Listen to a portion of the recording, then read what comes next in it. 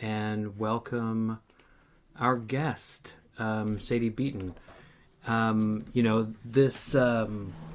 This series that I've been doing has been really, I've been enjoying it a lot, and unexpected things are coming out of it, which is exciting.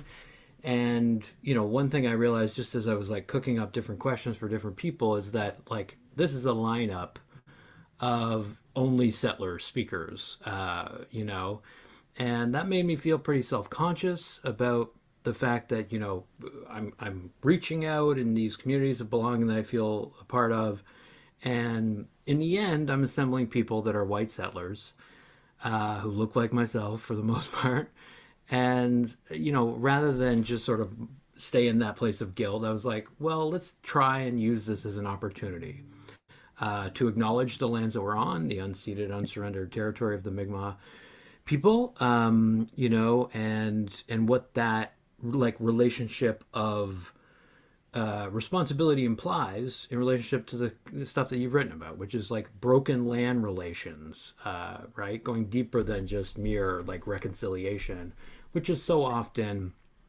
pretty gestural. You write about the abolitionist scholar Tiffany Lesotho King's observation that when white people begin studying settler colonialism, and I've seen this in grad school and elsewhere, the lived consequences of genocide often get replaced with a focus on the white settlers' relationship to land rather than their parasitic and genocidal relationship to indigenous peoples. So, you've written a lot about this. In a co-author article with a few other folks, you write that indigenous rights are presented in a somewhat instrumental fashion as tools in the last line of defense against environmental and climate collapse, capable of rescuing settler civilization as we know it. So I kind of wanted to maybe pick up on that part of this, which is this assumption that you're like invoking treaty obligations, you're invoking the rights of indigenous people, you're doing land acknowledgements, but there's something narcissistic about all of it on the one hand, and then on the other, there's something like that is about seeking expedient emancipation by pointing to the fact that indigenous land and water protectors are this like last line of defense. How do you negotiate all of these different kind of tensions and contradictions as you work, presumably like in solidarity with indigenous peoples to try and like restore treaty relations, as it were? Yeah, okay, let's get into it. Thanks for having me. Yeah. Something that I kind of obsess about all the time, so it's fun to have a chance to kind of chat it out. Yeah, and I'm glad that you wanted to start off highlighting that kind of quote from Tiffany Lesotho King about this parasitic relationship because I remember when I read it for the first time, like I'm doing a PhD where I'm looking into my own white settler ancestral relations to land. And so, I'm going along and like I'm aware of the contradictions, but that quote really stung. I was like, oh yeah, yes. So it does haunt me through all of my like research, but then also in the solidarity work that I'm engaged in, but in a good way, like I think as a white settler, we need a lot of reminders about how culturally unskilled we tend to be when it comes to reciprocal relationships altogether, and that's by design. And so maybe it's pretty harsh right out of the gate to say it here, but like I do believe that whiteness is parasitic, like structurally, it's not about genetics or skin color, but it's a way of relating across difference, it's not an identity, it's a structural relationship to land. Um, so it depends on hierarchy and exploitation. And we often talk about it like writ large, like white supremacy or, but I have also started thinking about it as something that impacts me more intimately, as this kind of lack. Listening to a Zoom presentation, it'll be an hour. That's good to know. It'll be an hour. Yeah, that it's also something I've started to think about, like in my course in movement spaces, but in my own life. So this lack of imagination, or I'd say even perception about the kind of wider relationships that we're entangled in. And so I'm talking about relationships across difference with other groups of people, but also like with the land and animals and all that stuff. And that we are like entangled whether or not we want to be. And so that is part of the illusion of whiteness and what allows us, I guess, to be in that kind of parasitic relation. And yes, so Tiffany King's little zinger right there was like, "Zzz." um, and I also learned from Potawatomi scholar Kyle White. He talks about this, for example, like he spent a lot of time at Standing Rock, and he spent time kind of like watching the earnest or not so earnest or whatever, the white mostly, but settler activists that were part of the Standing Rock resistance to the Dakota Access Pipeline. And he wrote a few things after he came back from that. But one thing he does that I appreciate is that he frames climate action as not being just about preventing ecological tipping points, which we in the more mainstream movement hear a lot about, and like that we're approaching them and what happens if we miss them. But he says that we've already passed some really important relational tipping points. Um, and so he kind of lays out how social movements have failed to foster the kinds of relationships that can prevent climate injustices, and that can help us protect each other through the changes that are coming. And he points to these kind of, yeah, these relational qualities. I'm trying to, it's like consent, trust, accountability, and reciprocity. So he names those things as being critical for what he calls justice oriented coordination. And so, and like, this is difficult also, but it's like he underlines that despite the narratives of urgency that we're also familiar with around climate action, that it takes time to develop these kinds of qualities. Like it takes time. You can't just skip right to consent and trust. And yeah, you have to move at the speed of trust. So yeah, you're speaking to an awkward kind of paradox that I'm completely puzzled by all the time, but I'm just living in, I guess. So I'm trying in my work. I think it's my responsibility to really dig into the murk of what has been obscured by whiteness, to notice, to like re-examine the violence that's underlying my relationship to the land as a settler, and to my neighbors too. And that this is a necessary step in the work to dismantle these systems of domination that we're part of. And this is work for us to do as much as we can without depending on the emotional and like spiritual labor of Indigenous people. Um, yeah, it's work to do through this kind of excavation with each other.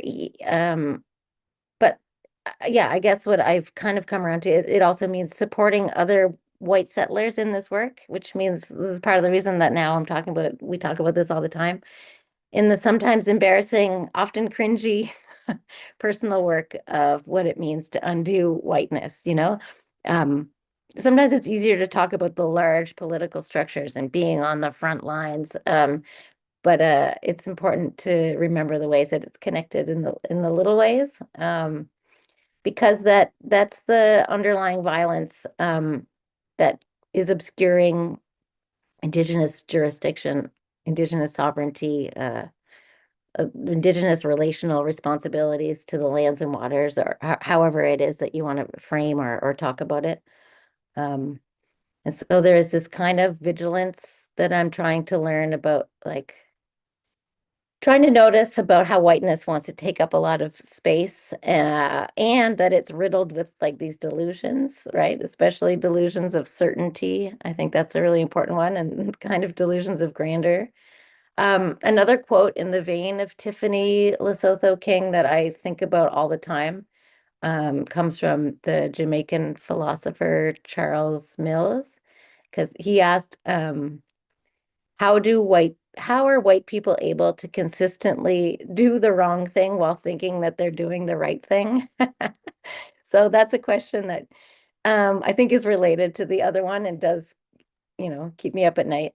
Because you're asking about how this kind of parasitism shows up also in movement spaces. So I'm talking about the personal bits, but yeah, there's this kind of blockadia approach that we see in climate movements where climate activists come around to supporting Indigenous sovereignty and treaty assertion, but mostly see it or frame it as a tool in the toolbox for defeating these fossil fuel projects, right?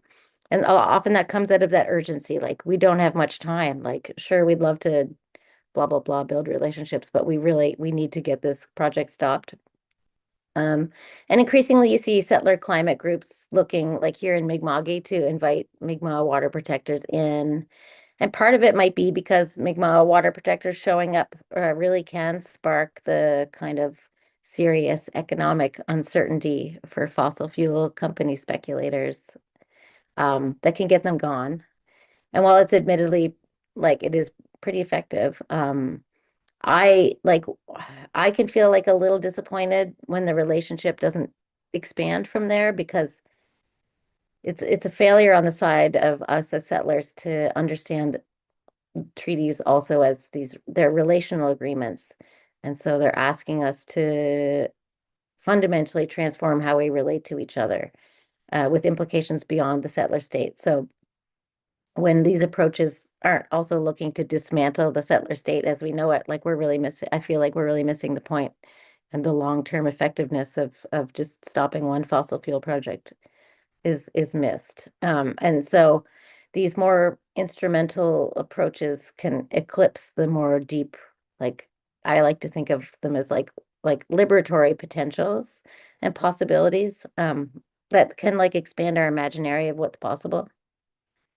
Anyway, I feel like I'm saying a lot without stopping, but just um um, no, there's a lot there, and it's like I could listen to you expound on this for a very long time because it is the luxury in some ways of like listening to someone wrestle with these tensions, which is what I asked you about, and what I think this whole series in some sense has been about is like how do you wrestle with uncertainty.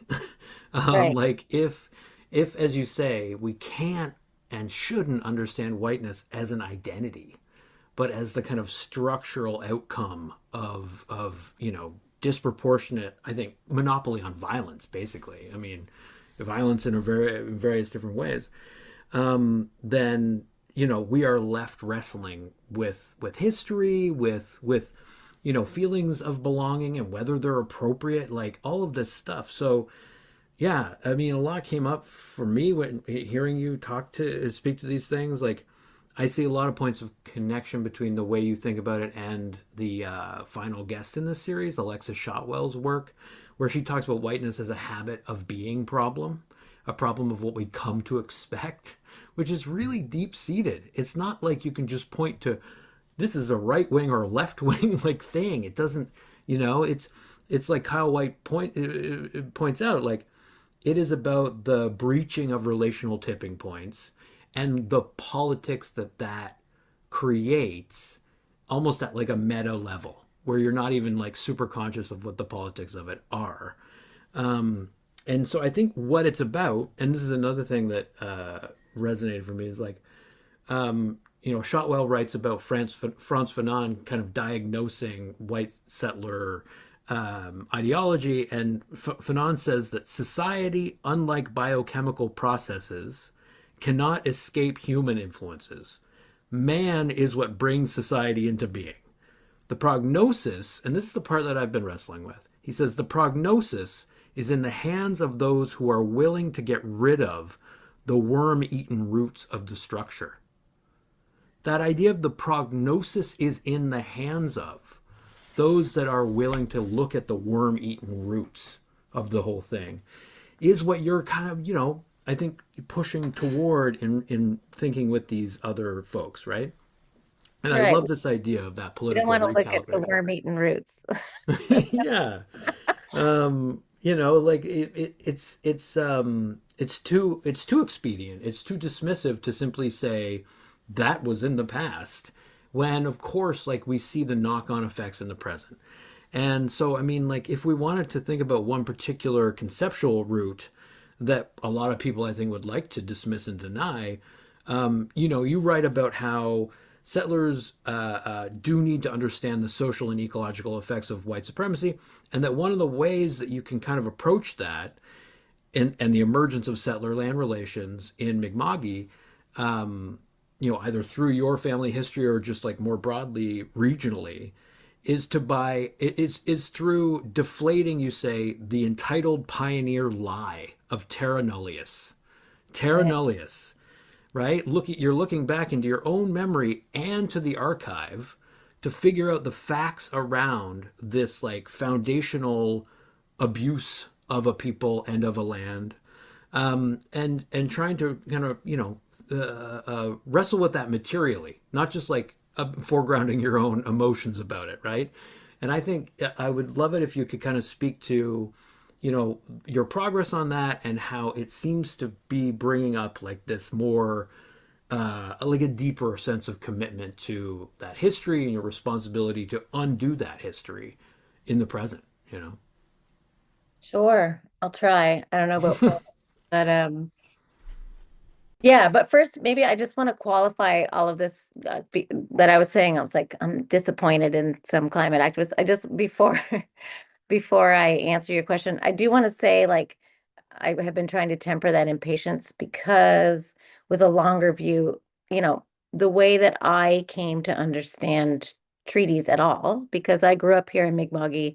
I got a BA in English. I started working at an environmental organization for several years. I have many generations of history on these lands. I didn't know anything at all about treaties, period. I don't know if I'd ever heard of them. And I worked on fisheries issues, so like um that's bad.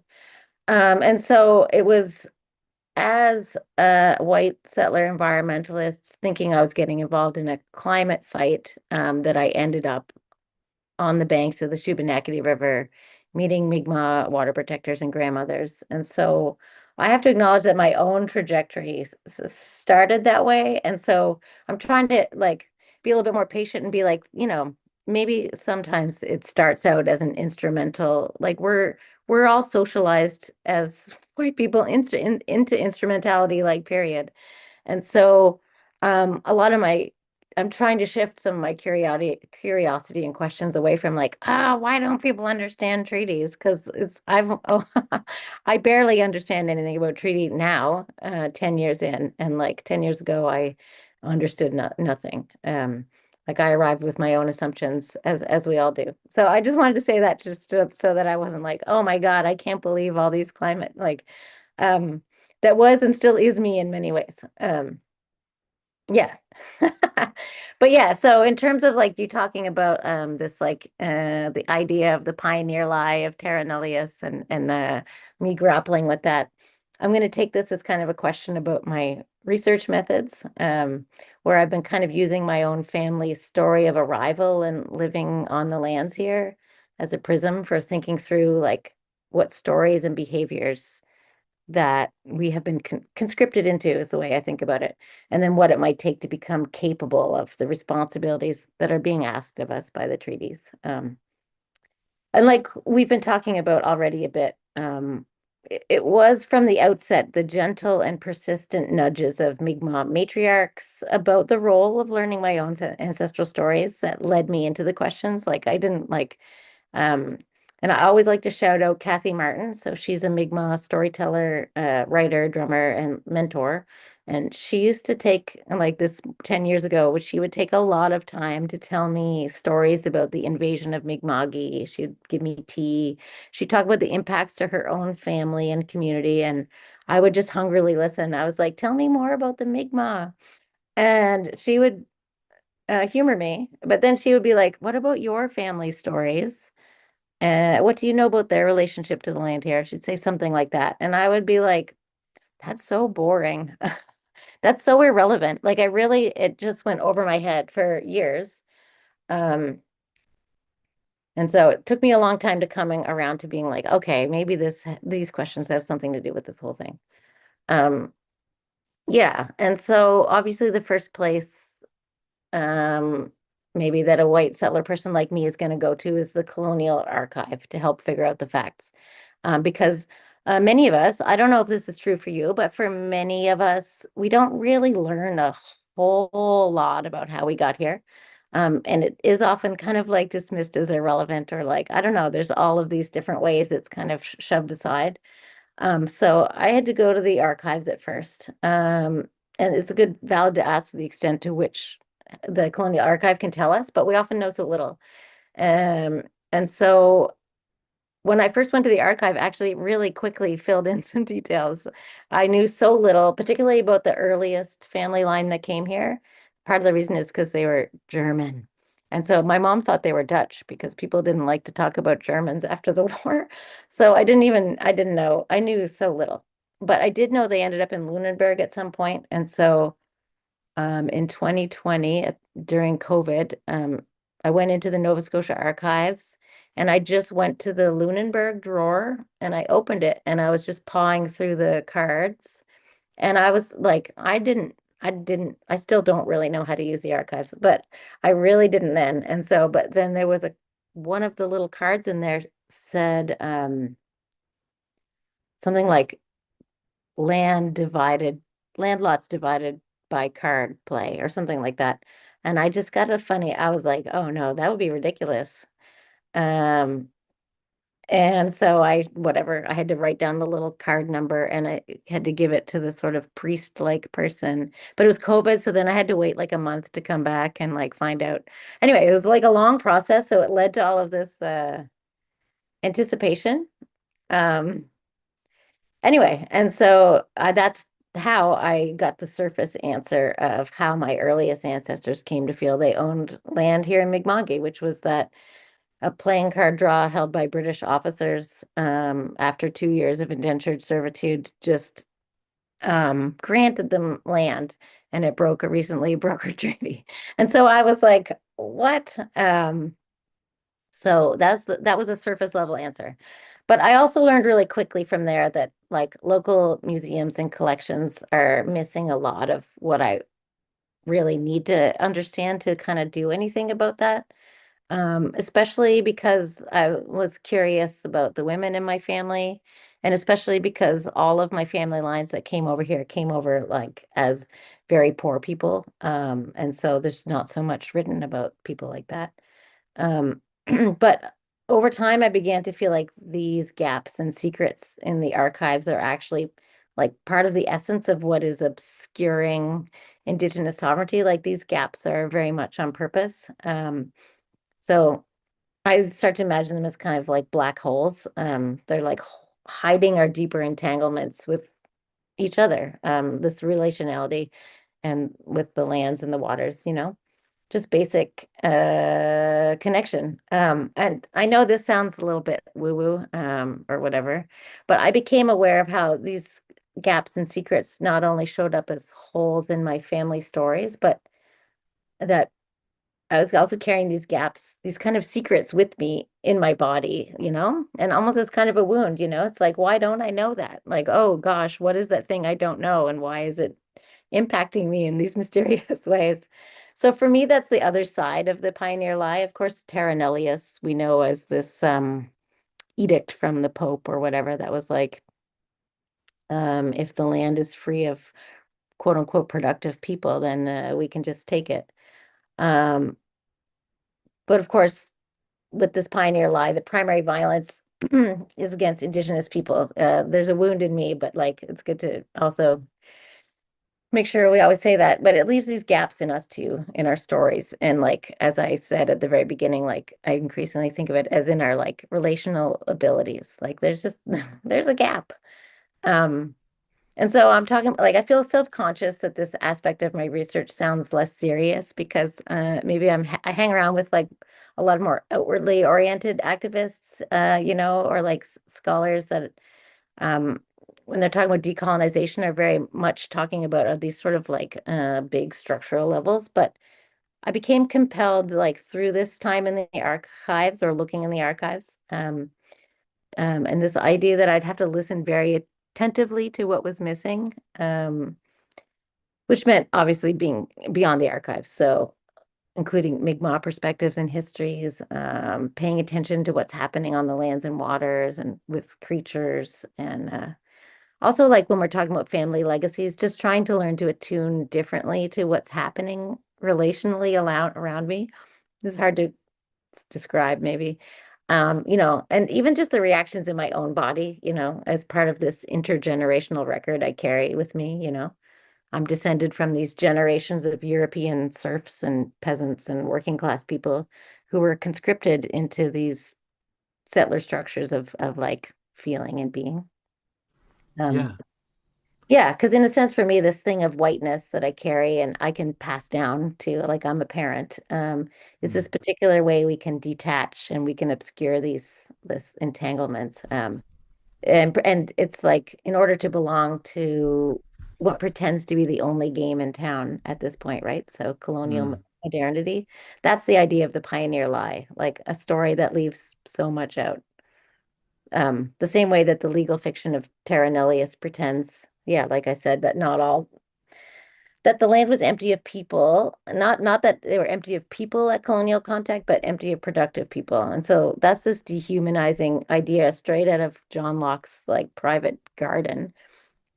So this very particular time in Britain, in their own kind of version of the Enlightenment or whatever, and his fenced-in garden that was cared for actually by enslaved people while he was prattling on about human rights being created through mixing our individual toiling with land or whatever, this magic trick that he's talking about. But that's what turns it into private property. And yeah, it's just specifically kind of bonkers stuff. But it now makes up the very basis of the legal system that Britain imposed on these lands. And when my earliest ancestors arrived here, and were promised freedom from being conscripted into wars, and they were told that there was land for the taking, they were asked to be, they were being asked to ignore what they could see with their own eyes. So even as they were tasked with building military installations in Halifax as part of their indenture, they came to a fort town that had been founded uh, without consent of the Mi'kmaq, by the British governor Cornwallis. I hate saying his name, but that broke a treaty. And so these ancestors of mine were tasked with like, I don't know, deadening any empathy or senses that Mi'kmaq might be just as human as them, or had a credible claim to these lands that they lived on. So in order to be part of a more convenient and certain story that might relieve their anxiety and allow them to feel they belonged here. Like that's the settler structures of feeling that I think the way I think about that phrase, which is something that Canadian scholar Eva Mackey and Scott Morganson, I think, talk a lot about. Um, yeah, and so I guess that's what I spend a lot of time wondering about is this like, how did this British colonial violence, how was it used to conscript even the imagination of my like peasant and then also working class ancestors to instrumentalize them, um, and to keep, and how do we keep reproducing this idea that the settler way of relating to each other and to the lands is like good or the only good and civilized way. Yeah. And so, yeah, that's what I spend a lot of my time obsessing about. It sounds very depressing, I mean, it but I doesn't find it to fascinating me. and It doesn't. It sounds actually neither depressing nor optimistic. It sounds like an ocean of self exploration and knowledge, the pursuit of knowledge for the purpose that you described it earlier as like a becoming capable of responsibility. It feels like a moral project in some sense because you have said explicitly that you think that folks in this privileged class of white supremacist, still white supremacist, patriarchal, heteronormative, the only game in town, as you put it, right? This version of capitalist modernity that still, saves the rarefied air for a specific type of person. That type of person and those that benefit from the wages of whiteness as a result have been appalling relatives, as you put it, right? Do you want to be an appalling relative? Or do you want to be nudged in a different direction, like you have been, right? By Mi'kmaq matriarchs like Catherine, on and on, right? Like, do you want to be attuned to that possible yes, like destabilizing of who you thought you were? Because and here's the now it's just like I'm just praising the work because I think it's really praiseworthy, but the question I wanted to ask is more about like, do you see yourself sort of carving out this history, right? Trying to kind of restore this history as a means of offering, that story to other settlers who you do, on some sense, believe need to become less appalling relatives. Like, is your imagined audience made up of folks that do have these gaps, do have these wounds that they maybe aren't attuned to? Who do you kind of think about when you're writing this research right now? Or are you at the writing stage? Am I premature in asking that question? I don't I know. mean, yeah, I'm always writing stuff Right, down. right, right. Yeah, yeah. Notes. But like, who's the audience? Are you imagining this as being kind of pedagogical about becoming capable of responsibility? Yeah, that's a good question because sometimes I don't know what I'm doing or why I'm writing. But I think Yeah. that because part of my process of writing is is part of my way of trying to figure this stuff out. So I'm doing like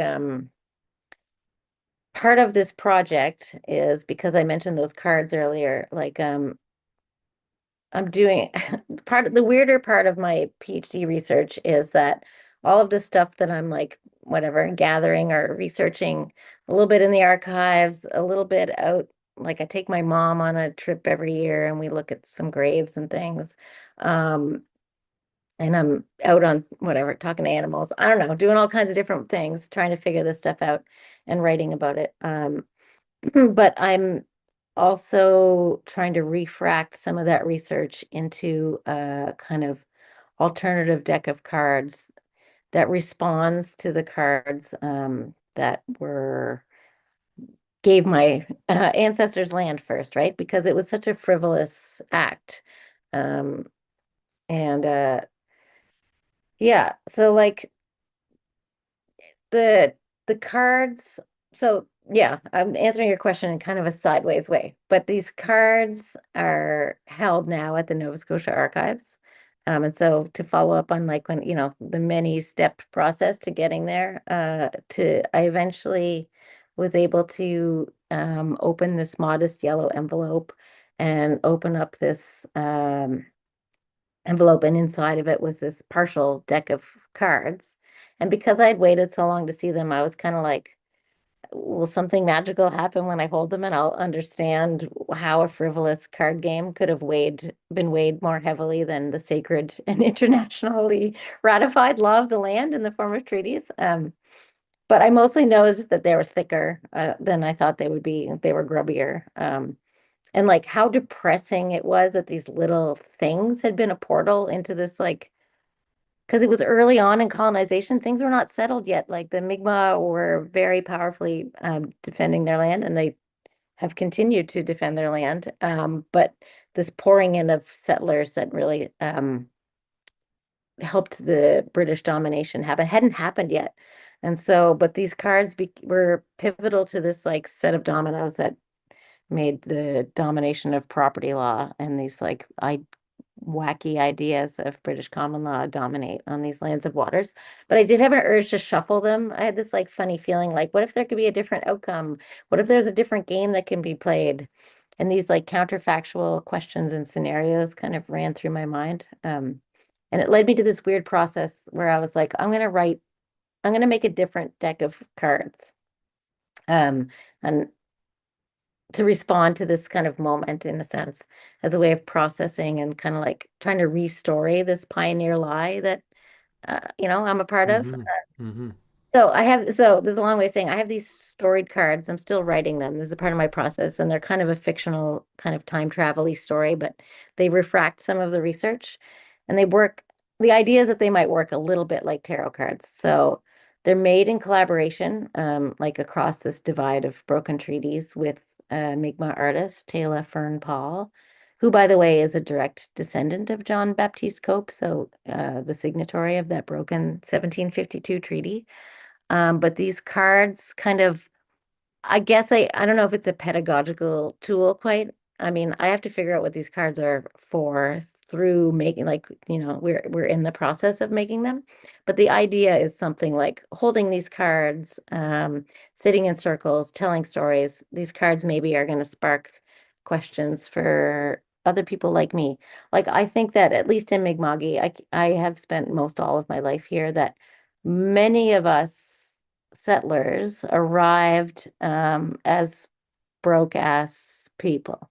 There are a few people that arrived other ways, but I think like my lineages are representative of quite a lot of the people who white settlers who are living here. And so while we all have our own different trajectories into these stories and questions about what it means to unroll this lie, we do have there are some things that I hope can resonate from my own research into others and like that we can all start sparking questions and talking to each other. Because like going back to that first thing that I was talking about, that like weird paradox, like where white people have to talk a lot about themselves and their histories as a part of it. Like hopefully we can do that and behind closed doors, like away from other people and just like work out our shit.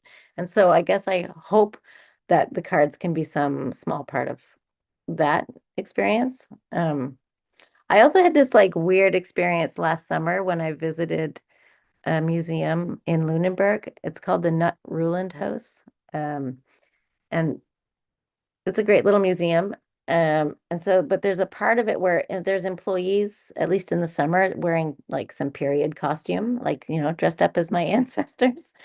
And they stand in front of this diorama of early Lunenburg, like Lunenburg at the time of settlement, like Lunenburg at the time um, that my settlers would have arrived and that would have taken the letter and number that had been on the back of that card and applied it to the imaginary grid on that piece of land. They got off on the boat and it was like, okay, you're J2.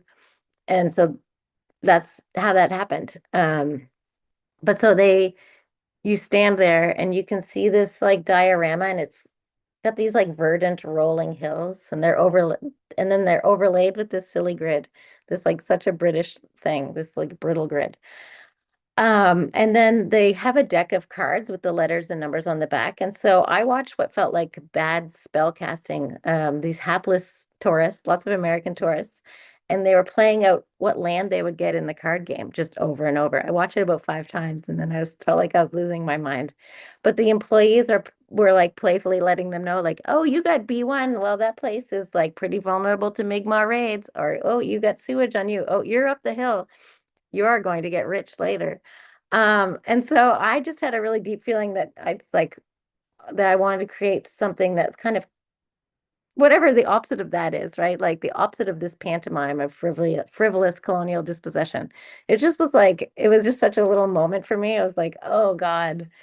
Um, and Lunenburg, of course, is a UNESCO World Heritage Site. So that initial grid that was built is still very present and very like haunted in that place. So I think it requires some like, a magic spell that can undo that grid. I don't mean like people having to move out of Lunenburg, but just something to break that kind of the Mm-hmm. illusion that is the way to do things.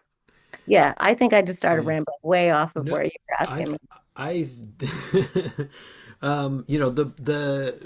what I've read about these cards in the article you published in the Atlantis Journal casts a spell on me, honestly, because it is about the materiality of them. I like that you talk about the feel of the cards and how you feel like that should be connected to like the force of the cards, the structuring, organizing force that this, as you say, like frivolous settler dispossession created in this like so flagrantly frivolous way, where it's even like the pantomime is then reproduced generation after generation.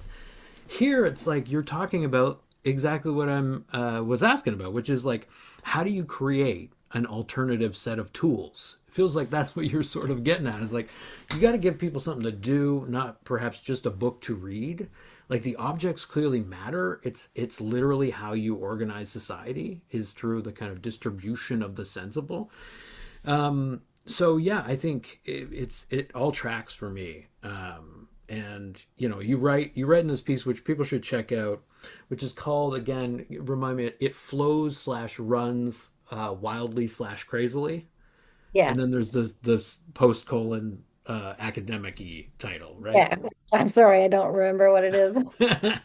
I don't either. But you know, in that article, you write about you say, you know, holding the actual cards in your hands felt uncanny, thick and heavy with the frivolity and the violence of British colonialism.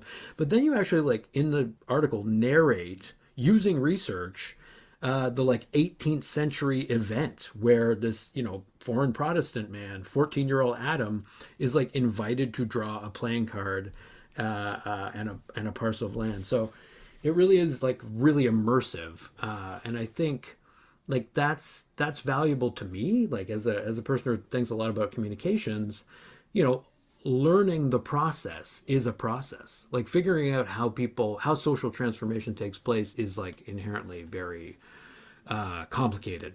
And maybe here's a good moment where we can talk about the lesson of resisting and defeating Alton gas, right? Which is, you know, a you know, an occupation basically that was socially transformative for a lot of folks, including yourself. So, you know, you've written about how there's a model in this resistance for the sort of solidarity that might actually like stand in the way of a lot of these just like profit oriented extractivist projects that don't see the land as anything but natural resources to be pillaged. So I wonder if you wanted to talk about the Treaty Truck House movement here in Mi'kma'ki, its relationship to treaty, and where like the inspiration came from in some sense, because there's a lot of you build a lot on this specific example of solidarity, and you seem to be thinking it's like, I don't, not to put words in your mouth, but I like this idea of like the relationship between Nick Estes' concept of resurgent geography, like something emergent within the dominated geography that we have. Yeah. I love talking about the Treaty Truck House. Obviously, these are really kind of big questions, and they're best answered by long threads of stories with lots of perspectives and angles, and that like really center the Mi'kmaq grandmothers and water protectors at the helm of it. Um, so can only just give you my little sliver, but there is a fun article that I helped write with some comrades, including Mi'kmaq water protector Michelle Paul, along with Emily Eaton and Robin Tress. And it's called, oh my God, it's called Treaty as Transformation with a long subtitle. I don't know. The subtitles are just there for journals, I guess, because I don't remember it. It's Peace and Friendship on the Sipanackety Treaty as a Transformational Practice in the Resistance Against Alton Gas. Okay, great. Thank you. That one. Yeah. Yeah, I think of it more basically like as a love letter to the Treaty Truck House resistance movement. Because it is such a special place, and it's like, yeah, it is. When I was reading Nick Estes and he describes this thing of resurgent geography, that it did really resonate for me because it is a place that really turned everything upside down about what I thought it meant to fight a fossil fuel project, as I mentioned, but even to like look after or belong in this place, and to, belong to each other in these really basic ways. But yeah, so like a really nutshell story, from my point of view, is that there was a company called AltaGas, based out of Alberta, and they proposed a natural gas storage project near the Shubenacadie River way back in like 2007, quietly, I think. And it involved this what I think is a very bonkers idea of drilling giant skyscraper-sized holes into some salt deposits in a hill near Brentwood, so about a couple kilometers up from the Shubie River in Nova Scotia, deep in the ground, and then using these hollowed out caverns as a place to store natural gas that would, the project claimed, to be piped in from the United States, and stored there seasonally, and then sold back into the United States again to take advantage of seasonal price fluctuations because we had a fracking ban. So some people thought, well, also this would make more sense if we were fracking because the project was also suspiciously close to some small shale gas that you could get out of the ground. But seasonal price fluctuation, blah, blah, blah. The economic argument's bonkers. But another bonkers part was that they were proposing to use these high pressure drilling hoses to carve the salt caverns and then take that water out of the river to do the salt mining and then return it after it was like full of briny mining waste into the river afterwards. Anyway, but they had already built quite a bit of the infrastructure and were close to dumping waste into the river when locals discovered what was happening. So, including grassroots Mi'kmaq women. And I think it was like, if I remember the stories properly, it was just that they literally saw some pipes piled up off the highway near the exit there by Stewiacke, and they started to ask questions. And that was maybe in 2014. So, this was like quite a bit down the line. And I wasn't involved in the very beginning, but there began to be meetings that brought grassroots Mi'kmaq folks together, mostly women, and they were concerned about the potential impacts to the Shubenacadie River, like a sacred river, the superhighway, traditionally of Mi'kmaq folks. Along with locals, mostly white settlers, who were also concerned about the possibility of getting blown the hell up by a gas cavern that was being dug, in some cases, literally under their asses. So these meetings, as I understand it, involved Mi'kmaq ceremony, like right from the outset, the lighting of sacred fires, prayers for the water, and also strategic thinking about how to build alliances, what political processes and corporate bodies needed to be targeted. And by the time I joined in, people were meeting sometimes on this lovely piece of land alongside the river itself and in view of some of Alton Gas's like pump house construction. Um, yeah, and I should say there's lots of like sharing of food and stories, like lots of laughter. Like looking back, it was like this time of like building up some relational trust. But I maybe want to share the story of how I kind of got hooked in to this resurgent geography, I think. Because I think it gets at the nuts and bolts really also of like this idea of treaties being transformational. Yeah, so the way I like first I went on the Mi'kma'ki water walk in the spring of 2016. And so I brought my two young kids. I think one was still like a baby that I could carry, and it was being led by Giju Doreen Bernard. And this was a ceremony that she'd been gifted from the late Anishinaabe grandmother, elder water walker Josephine Mandamin. So this is like a ceremony that involves walking very long distances alongside bodies of water, praying for the bodies of water all over the world, praying for the healing of water, by the water inside our body, the water outside. Um, and I can't really explain it, but being on that walk was very impactful to me. Because it was not like other ways I'd experienced. I would like worked at an environmental organization, and I was like, this is not how I have experienced taking care of water bodies before. Like I thought it was about installing digger logs or planting willow cuttings, but we're like praying. And the thing that I noticed is like it felt like it was giving back, like it was also medicine somehow, in the way that writing angry emails, just, isn't. Um, and so a couple weeks after that, I was like a keener, like I was like an early convert, and I wanted to contribute to whatever was going on. And I saw a Facebook post because I Facebook friended Doreen, and she was asking for firewood donations. And so I was like, I have some firewood. And so I burned down there to get the firewood to her and be like, look at me, I'm just like, such a good ally. Um, but when I walked down the path to the river where she was walking back in my direction and she was like clearly upset. And I was awkward, like I always am, but I was like, I brought firewood. And she was upset, she described, because she'd been rudely interrupted by these construction workers while she was doing ceremony at the water. And so it was a breach of her sovereignty, and it was upsetting. And so I was like, oh, that's terrible. And she was like, out of nowhere, she was like, do you think we could organize a water symposium? And I was like, I wonder what a water symposium is. But like she had tears in her eyes and was looking at me, and I was like, yeah, of course. And like I shit you not, she passed me her bag of her drum and her ceremonial stuff, so that she could reach into her ribbon skirt and pull out of her pocket her phone.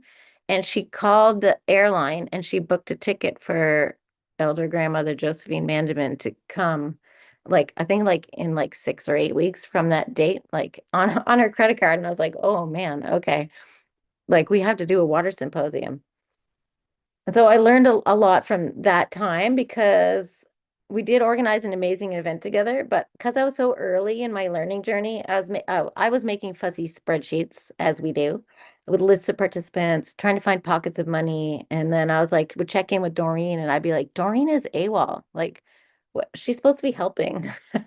She'd like disappear for a week, and then she'd come back with this different list of speakers or add a plan for a feast that I was like, can we even do that? And so I'd be frustrated and I'd be like, where's Doreen's spreadsheet? Why isn't she interested in my spreadsheet? So it took me a while to understand that, like a long time to understand really. She was working on it, but sometimes when she said she was working on it, like she meant that she was like praying. So I don't know. But what I learned, the way I learned what I learned was because it worked, like not in the way that I imagined, really. And you can't imagine how many draft pamphlets that I created and discarded. But it ended up being like these 4 days that brought together like water experts, strategic thinkers, medicine people, and then most importantly, elder grandmother Josephine Mandeman. Um, and on one level, like a lot of strategic planning happened, like a lot of like, ooh, this would be smart. And we learned from excerpts, all this kind of stuff. I was like, wow, this is amazing.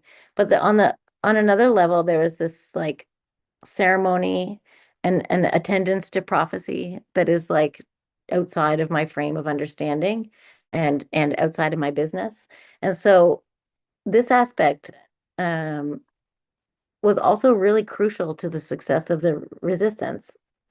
So I think like when I think about the sort of interdependence and sort of the roles to be played in treaty, and like what made the geography of the treaty truck house like this resurgent in this way. Um, yeah, it's like I played my role. I had to trust that I had to learn to trust, because I didn't at first, but like that this other thing was happening. And even though I don't get to understand it or really be a part of it, I just have to trust that it's like it's a real thing. And like the way that this whole thing came together so beautifully, and like we did defeat Alton Gas. And so like it was something like that really also echoed the way that we all as settlers and Mi'kmaq folks came together to physically build the physical building of the Treaty Truck House, like which happened over a weekend.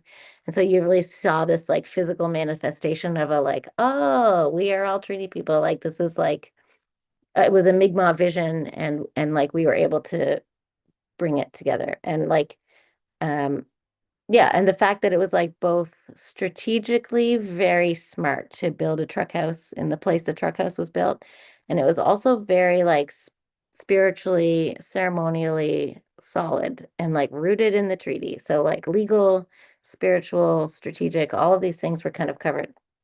And they could only work through this kind of relationship. And so this like idea, if I understand Nick Estes's resurgent geography, like I hope I kind of do, but I think he's talking about building these relationships together on like what would supposedly be quote unquote crown land, like that's where the Treaty Truck House is. But we were like kind of mapping this other way of relating together on the land. And like that piece of land has a totally other sort of life and identity that has very little to do with whatever would be on some PID. Um, yeah. And so, and like this mapping continues because, yeah, there's a grassroots project that's kind of developing now called the Peace and Friendship Medicine Trail. I don't know if you've heard about it, but it was launched this spring at the Truck House.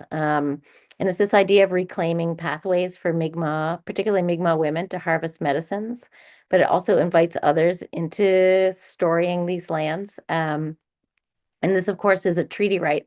So what happens when these trails happen to veer into areas where extractive companies are looking to, build a mine or frack a shale bed or clear cut a forest?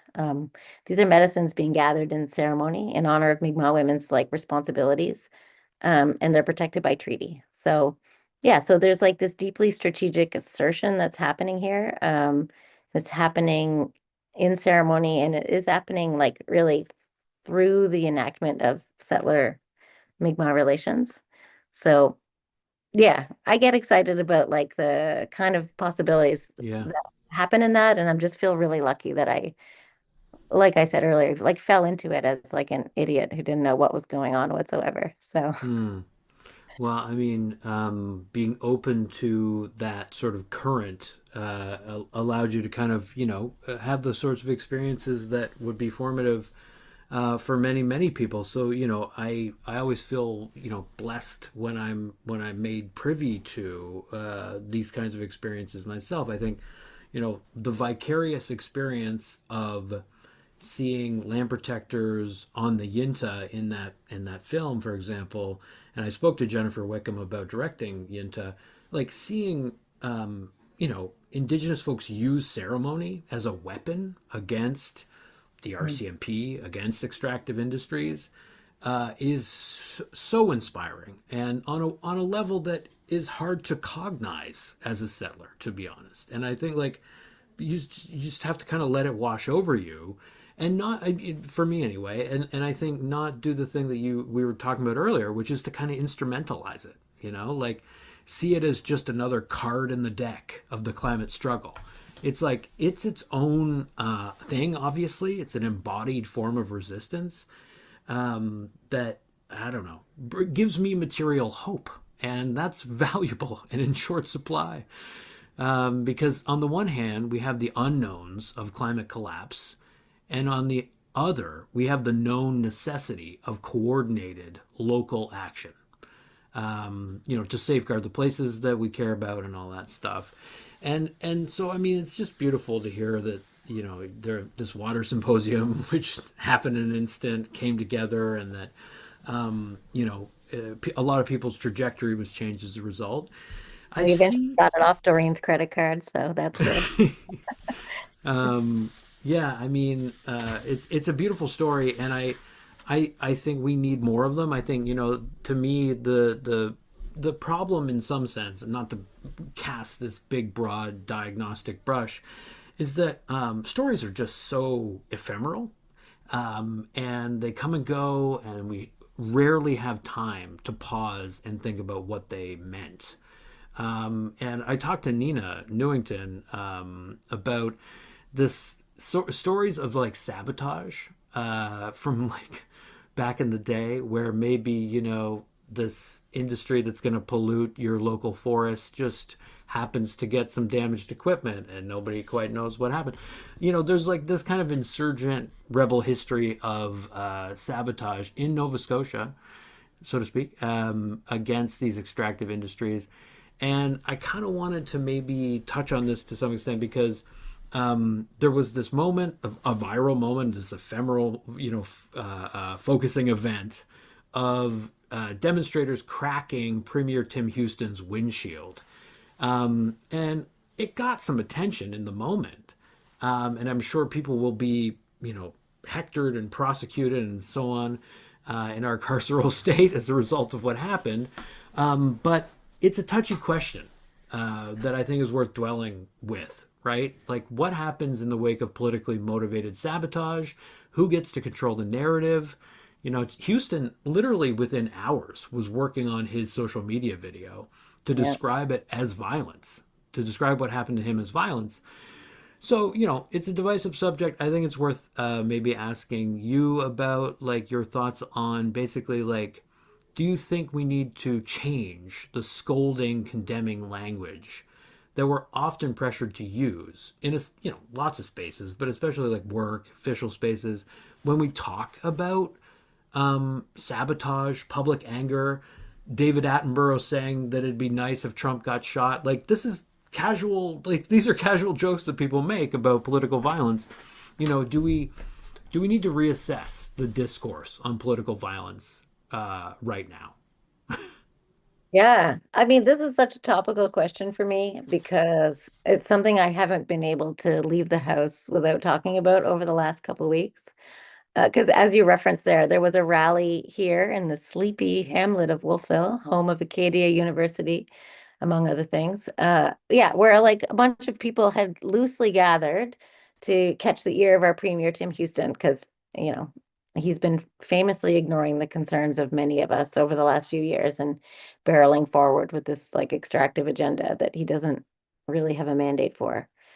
And like, yes, after a few hours of like typical joyful rally stuff, like folk songs, raging grannies, bubbles, even a kite that flew, the words honor the treaties there was this like it was like 8 minutes where of escalation that first led to the violent arrest of this 80-year-old self-described pacifist, and then later, after turning himself in, charges against a 19-year-old that relate to this cracked windshield on the car that was a car that was trying to slip away with Tim Houston inside, right? And as you say, within a few short hours, Premier Houston had made like a couple of statements, one on video where he was like a victim of this violence and he used this incendiary language to describe the mostly senior citizens that had gathered as like rioters and criminals, his car being swarmed by protesters. And statements started coming out left and right, like left and right, literally, clutching pearls, like condemning the violence of rally goers. And like Mark Carney, notably, also very quickly had put out a tweet about it. And so seeing Mark Carney's tweet like just about broke my brain because I had been at this rally and I'd seen with my own eyes at close range like what had happened. In particular, what had happened to the 80-year-old man as he was like pretty seriously roughed up. I saw who brought the violence, and it was not the folks who had come to try and be heard by the premier. I mean, we could definitely talk about the role of sabotage and anger and even calculated acts of violent resistance in the larger struggle against these violent systems like the one that we're living under. But I do first want to underline that the violence present at this rally on July 15th came from Tim Houston and his team, like literally. In a few ways. Like, first of all, there's the slow violence, I guess you might call it, of like the ongoing settler colonial violence that stems from ignoring treaties, ignoring the fact of unceded territory and all of that, ignoring even the supposedly, even the democratic practices of our supposedly representative democracy, because our premier is gallivanting along like this unaccountable king, chasing resource extraction deals with huge consequences and making these deep cuts to arts, culture, like libraries, education, letting health care spiral ever deep. This lack of accountability to all of that is already also a kind of violence. That letter writing, commenting on environmental assessments, like even holding rallies, frankly, on their own are not likely to change. Um, but yeah, on the day of this rally, the only violence that I saw, like literally came at the hands of Houston's private security detail and RCMP on site. So first in the form of what we learned later was like a plainclothes police officer. And so he laid hands on this 80-year-old man who was like trying to move a cardboard sign. And anyway, the RCMP rushed in because he touched one of his own, and you know, something happened. And then they pushed him up against a brick wall. They dragged him on his unsteady legs to the cruiser. They threw him in head first. Then they prevented him from taking his nitro as he felt he was having a cardiac event in the back seat on the way to the station. Like it was just a horrible, violent action in the moment, and then also rooted in the structural violence of the state. And then also more, which got a little bit more media coverage, though twisted, the same time Tim Houston's rushed by these plainclothes folks into this unmarked car, parked in a place where people are milling around, and it begins to slowly roll into people. Like this was a really dangerous and potentially violent course of action. It was against all safety protocol. And my understanding is that the windshield was broken as part of attempts to alert the driver of the vehicle that there was somebody underneath the car. So people were repeating, like, there's someone under the car. And it was a car that was like recklessly driving up over a curb onto a narrow pedestrian path. It was all very strange and like alarming, a bit scary. Because of the aforementioned folk singing and senior citizen cute chanting, and then I was there with my kids, so I had to focus after that on getting my kids. I was like, oh, there's police violence happening. There was no senior citizen violence happening. So I need to make sure they get safely away from the event. And when I was moving them safely away from the event, and I was like, you can take this path through the woods to get home, there was like 9 police cruisers, not cruisers, those big black sort of SUV vehicles were coming flying up at like, I don't know, 80, 90 kilometers an hour up University Avenue. Like just this like show of extreme force. And so I don't know. We see this kind of reaction to a windshield, I guess. And so I know kind of that the hallowed place that private property plays in our capitalist hellscape that we're living in, but it did really break my brain to go home, try to debrief my kids about what they had just seen happen. And then they had been with their friends because they were there with their friends. They wanted to see if they made the news and they were scrolling around. And they were like, why did the news not talk about the like old man getting arrested? Like, why are they telling this other story? And so anyway, then we had to talk about that. Yeah. And so, I mean, more generally, I do believe there is a place for sabotage for sure, what some would call violence, although property damage I don't think is violence. The system we live under is already violent. And I think it's important to name and just recognize that. And that this violence is something that's kind of hidden for the most part for like middle class white settlers. The system we live in can seem logical and bureaucratically neutral. That again is the same pioneer lie. That is the same sort of black hole, the sort of secret that we tell ourselves that we externalize this violence usually onto poor people, vulnerable people, or people that are living somewhere else, and very often onto Indigenous people who are preventing the settler project from like completing this sort of certainty over who gets to look after the land. Um, you know, it's it's almost overwhelming. I know how easy it is to ignore it, and we could see it in all those statements that came out. And it's only really for me because of, you know, being so closely working in solidarity with Indigenous people that am even able to easily see the more overt forms of violence, like the crisis of missing and murdered Indigenous women, for example. Um, the kind of violence that does not respect Indigenous people, and it's structurally designed to try and eliminate them altogether. So, who am I to condemn tactics that might break settler laws or disrespect settler property? Even then, I would still say, for example, that Mi'kmaq folks have been incredibly like restrained and generous in their response to this ongoing violence, like a story that holds on for hundreds of years. Continue to hold out an invitation into the treaty relationship. I'm always really humbled by that generosity. And like, yeah, back at the time of British colonial military level genocide, Mi'kmaq folks did fight back violently. And thankfully they did. Thankfully, they were able to prevent British colonial forces from eliminating them and their ways of relating to looking after the lands and waters here. And their diplomatic relations, because, I don't know, it's cheesy and everything, but I continue to deeply believe that the treaties offer us a different blueprint for living together. Obviously, very different than the one that we see being trotted out by like Tim Houston, right? Or what we saw on display that afternoon.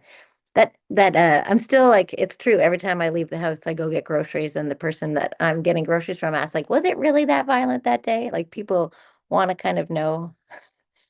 I feel like people are saw the initial narrative, but there is this sort of secondary narrative. Hmm. People are curious of like what else happened? Like why did that happen? And so yeah. So I'm very much in Yeah. you're asking a more general question, but I'm like really stuck Yeah. in the specificity of that recent event.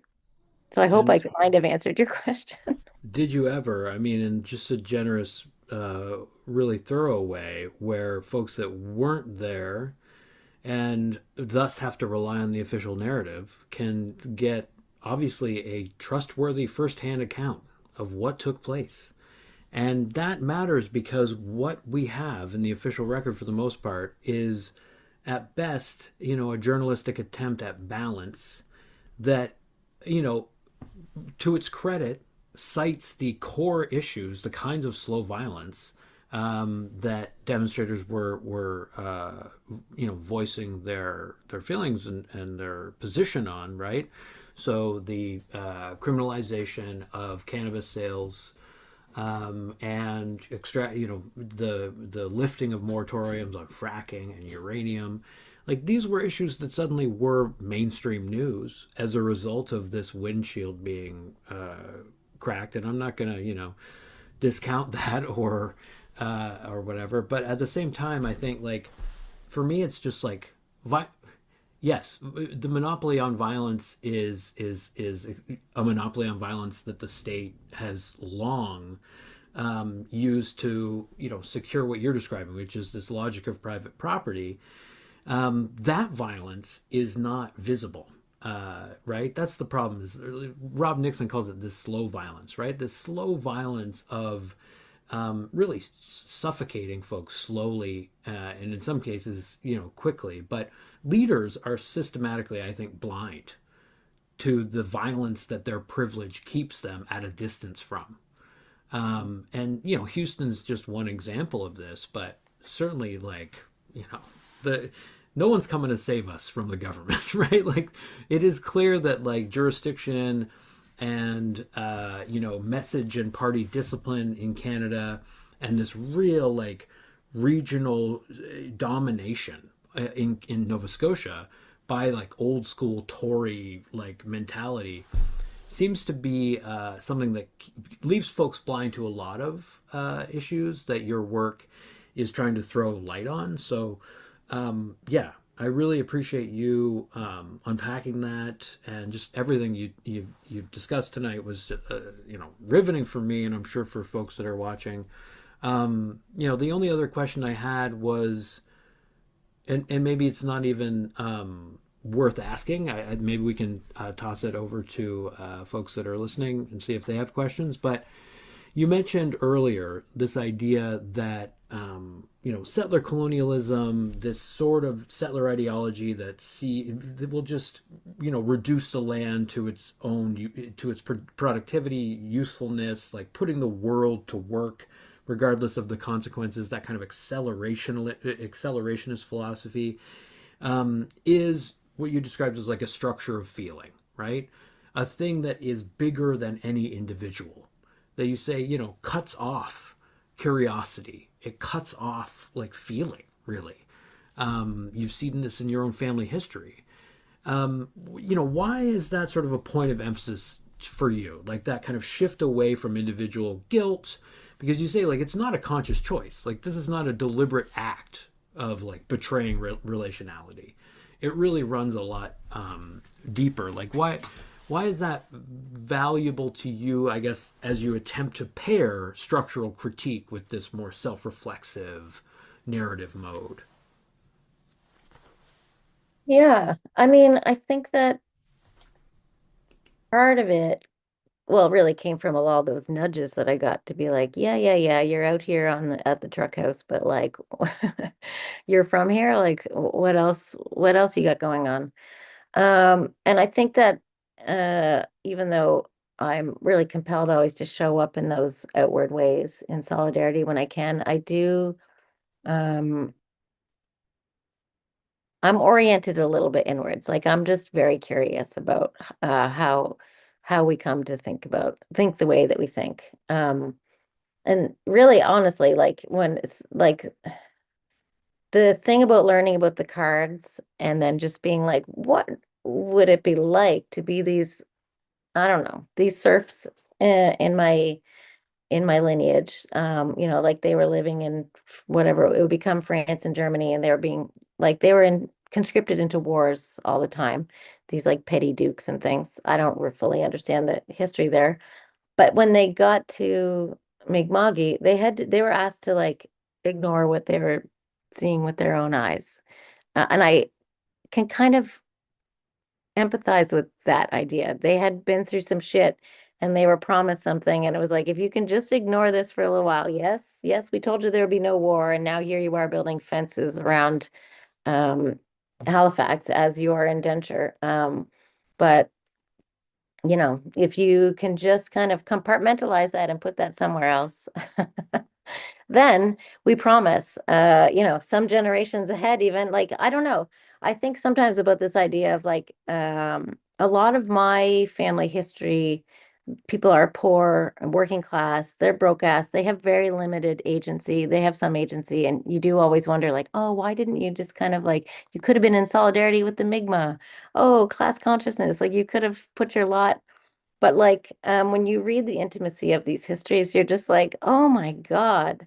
In particular, because I've been more enmeshed in looking at my matrilineal history. And so I'm looking back at the moms, all the way up, and looking at the very particular ways that the British colonial project targeted women, starting like say in this matriline in Ireland, is as part of like the strategy of separating Irish weavers and folks from their land and their handicrafts, and then, you know, getting these same people into the cotton mills and industrializing Glasgow.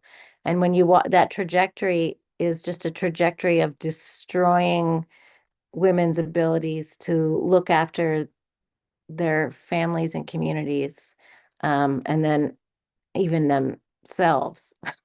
Like, just not to get too dark about it, but like, in everybody's family history is a little bit, but it's like pretty dark what happens in those factories and in those like tenements. And then like this line, when they get to over to Mi'kma'ki, it's like, then you get to become a housewife, but you're living in a coal company house when you're and actually you still do have to work.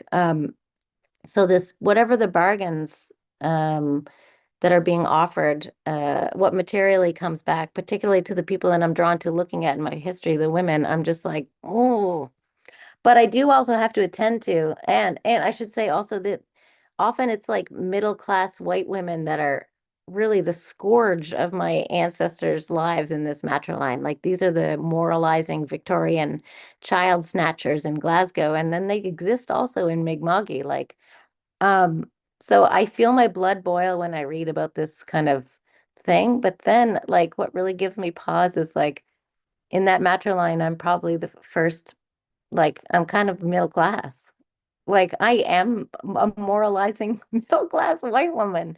And so, as much as I can, that idea of the searchlight of complicity, like it like really shook me out of like, okay, it doesn't matter what the extent to which any of my ancestors were complicit. It's important to understand their story, but really it's about like where I am right now. And so I'm just like, oh, I'm at a weird crossroads where like possibly I'm living out some of my ancestors' wildest dreams.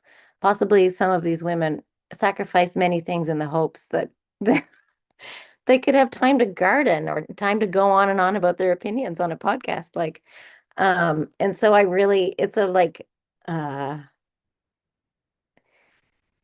I don't know. It could be a paralyzing moment of just like, oh my God, like, what are you supposed to do with that? But, yeah, I like that. I'm in that moment of crossroads. Like, that is the little piece of the research that I'm really deeply into. And so it's more of a question for me of like, what do I do with that kind of question about like the responsibility to, acknowledge that I'm, people wanted to get me to where I am, and that the place that I am, like, I don't know how to explain this back to my ancestors yet, but that's kind of the process I'm in, right? Like, it's Yeah. like, what do we do in this moment of responsibility that can honor our ancestors? Like, because, like you mentioned, Alexis Shotwell, like, we have to claim these kin. It's like, I'm not going to Yeah. just be like, well, they didn't understand treaty or something. Right. Um, how do I honor what they were trying to do and the experiences that they had? Because I really feel that deeply and I don't want to just discount that. But Mm. then also like move me with my ancestors and my descendants into this kind of direction that like, I don't know. I have to use my imagination a bit, but like where we all really want to get to, because um sure, I'm a middle class white lady, but I would much rather be living and for my kids to be living in a world of peace and friendship, and liberation, and not like this weird capitalist doomscape of anxiety and like diminishing returns, right? Yeah, like literally. Like we're talking about the, production of slums, but beyond that, the production of now actual hellscapes. I mean, there's no end to the examples we could point to. My cat is now showing interest in my pen. PB, you're not invited to the live stream. Um, but yeah, I guess it's a beautiful place to maybe conclude. In the kind of opening onto of this really kind of like totally unpredictable feeling of responsibility that you have in relationship to your own kin. Whenever I invoke Shotwell's notion of like claiming bad kin, it seems to really like have these kind of ripple effects in folks, right? Like because everybody either has been close to what they might consider bad kin, felt, reflected or implicated in that badness, Mm. or reach deeper as you are, like opening up the box and saying, like, wait a minute, what's or the drawer, and seeing like what's in the archive, like what's really there. So I really appreciate you opening up about all of this. It's been a really lovely talking to you, and thanks for making the time. Yeah, thank you, Scott.